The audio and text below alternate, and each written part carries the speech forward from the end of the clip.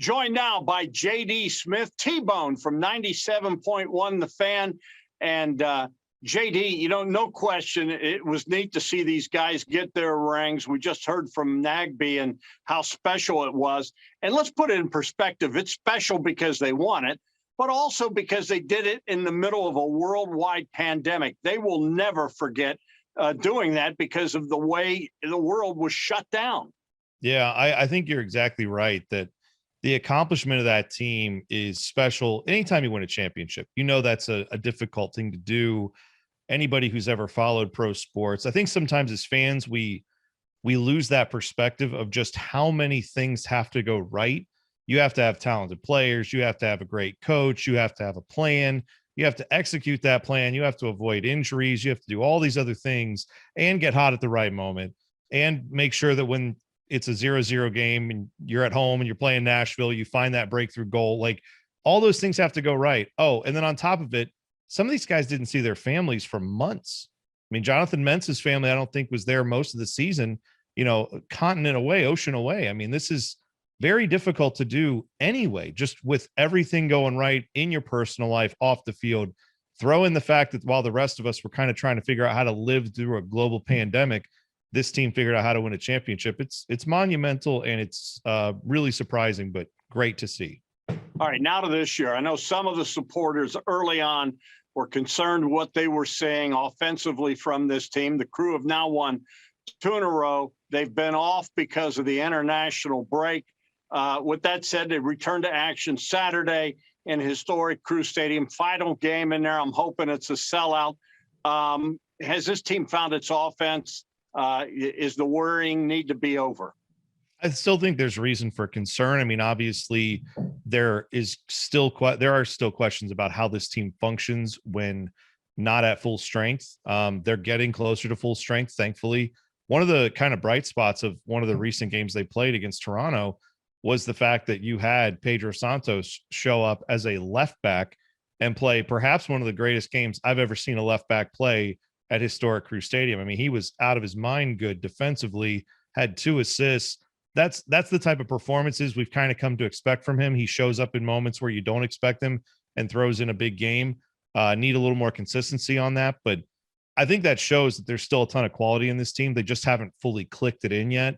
And you'll see that, I think, now that they've got this break, they've had some time.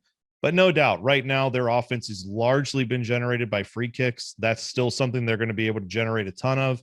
Lucas Elarayan, as long as he's healthy, he's a danger, he's a weapon, and he can score those free kicks with the best of them in MLS. So that is their offense right now. They need to develop it a little bit more to get to some of the better teams. And they're not that far out of touch. They can get right back up into the top 2 or 3 in the Eastern Conference by stringing together a few more wins. And that's why this next stretch is really critical.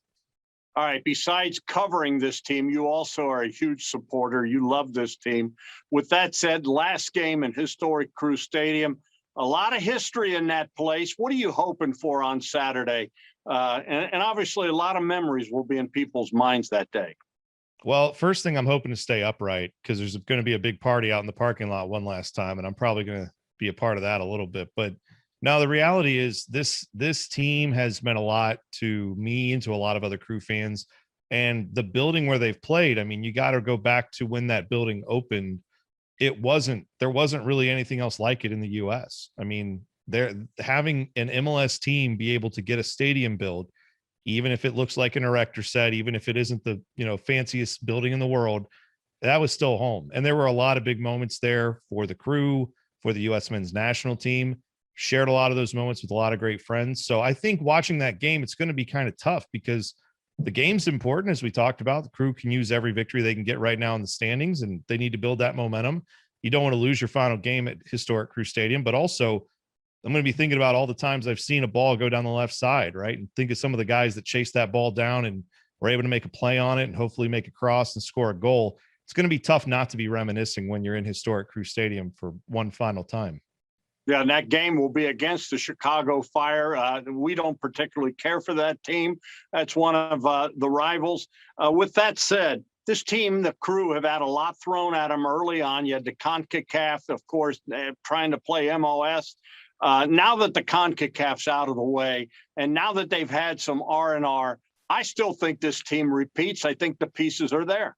Yeah. And I do too. I think they are still one of the best teams in the league. And this stretch coming up is really difficult because think about what they've got, Dom. They've got Chicago, like you said, in the final game at Crew Stadium. They're going to want to win that for many reasons, of course, including sending that one off with a victory. Then they go to Philadelphia, one of the top teams in the Eastern Conference. Then they go to Austin. We all know the stakes there. Even if Austin's not that good of a team, you don't want to drop that one. New England, that's the new opener for the new Crew Stadium. You don't want to drop that one, and New England's a really good team. And then you've got Hell is Real against Cincinnati. You don't want to drop that one. So New York after that, Nashville after that, those are playoff quality teams. I mean, there's really not a break in this schedule. So they better be ready and rested because they need 3 points about every single time they go out, not just for the standings, but for a lot of other reasons, like we mentioned with Cincinnati and Austin and final games and first games. There's a lot coming up here, and I think the Crew will be up to it, but it is going to be a tough task. Certainly going to be exciting days ahead. You got the final game in Crew Stadium, and then the new place will open July 3rd. The Ohio Health Performance Center is now open and running. And, you know, I saw the tour of the thing. Amazing. And from what I'm hearing, JD, I don't know what they have in the other leagues, the Premier League, but I'm hearing this place is as good as any in the world. And, you know, that speaks well for this city and what soccer has meant to this area. Well, you know, I think a lot of Ohio State fans can easily grasp this if you don't follow soccer much. The reality is you're recruiting players to MLS, just like the Buckeyes are recruiting players away from the SEC or from the ACC. You know, the Crew are trying to recruit players from Mexico who would otherwise play in Mexico's league or who might play in a European league. And they're saying, come here and play here. Our facilities are as good as any you're going to find in those leagues.